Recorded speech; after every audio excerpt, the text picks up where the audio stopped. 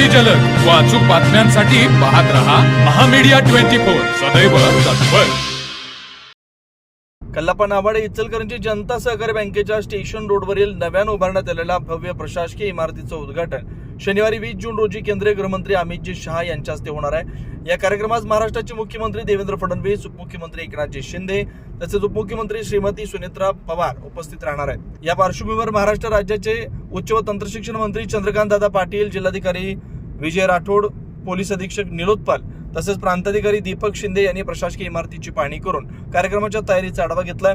उद्घाटन सोहळ्याच्या अनुषंगानं करण्यात आलेल्या विविध व्यवस्थांची माहिती घेत कार्यक्रम यशस्वीरित्या पार पाडण्यासाठी आवश्यक सूचना दिल्या.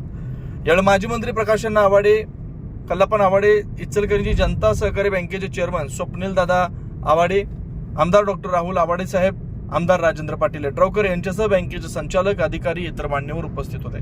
तर मग चला सबस्क्राईब करायला विसरू नका महामीडिया 24 न्यूज चॅनलला. महामीडिया 24 सदैव तत्पर.